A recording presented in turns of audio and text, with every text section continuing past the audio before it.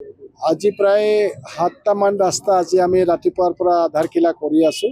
আপোনালোকে জানে যে আমি কিছুদিনৰ আগতে প্ৰায় ২৭ কোটি টকাৰ ৰাস্তা বাবে আমি টেণ্ডাৰ কৰিছিলোঁ আৰু ইতিমধ্যে যিভাৱে এই অৰ্ডাৰবিলাক ওলাই আহিছে আমি এটা এটা ৰাস্তাৰ আমি কামবিলাক আৰম্ভ কৰিছোঁ। আমি তিনিচুকীয়াতো কেইবাটাও ৰাস্তা আমি পাবৰ কাৰণে সক্ষম হৈছিলোঁ। গতিকে আজি প্ৰায় আমি কেইবা কোটি টকাৰ ৰাস্তাৰ কামৰ বাবে আজি আমি ভূমি পূজন কৰিলোঁ। আপোনালোকে জানে যে তিনিচুকীয়াৰ কেইবাটাও ৰাস্তা আমি বহলভাৱে নিৰ্মাণ কৰাৰ কাম আমি ইতিমধ্যে আৰম্ভ কৰিছোঁ। যিটো কাষতে লাগি আছে ৰঙাগড়া পথটো গৌৰৱ পথ নামেৰে যিটো আঁচনি আছিলে, এই গৌৰৱ পথৰ জৰিয়তে আমি নিৰ্মাণ কৰি আছোঁ। আমি চেষ্টা কৰিছোঁ যাতে শুকান ছিজনৰ আগে আগে এই ৰাস্তাটো আমি নিৰ্মাণ কৰি উলিয়াই ল'ব পাৰোঁ। ঠিক তেনেকৈ আমাৰ পৰ্বতীয়া ৰাস্তাটোৰ কাম ক্ষিপ্ৰতাৰে চলি আছে।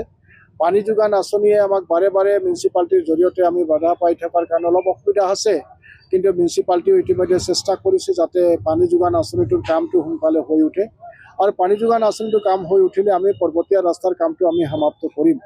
এটি ৰোডটো আমি আছাম মালাৰ নামেৰে আমি যি আঁচনি আছে তাৰ যোগেদি আমি নিৰ্মাণৰ কাম ইতিমধ্যে আমি আৰম্ভ কৰিছোঁ।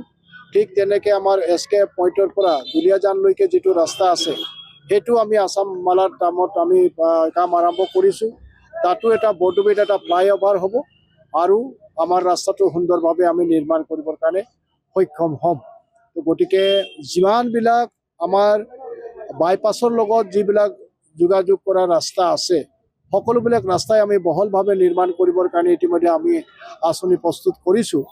গতিকে মই আশাবাদী যে খুব সোনকালে আমাৰ তিনিচুকীয়াখনৰ এই যিবিলাক যান জঁট আছে সেই সমস্যাবিলাক নাইকিয়া হ'ব যদি আমি ৰাস্তাবিলাক অকণমান বহলভাৱে নিৰ্মাণ কৰিবৰ কাৰণে সক্ষম হ'ম আৰু তেনেধৰণৰে আমি কামবিলাক আৰম্ভ কৰিছোঁ।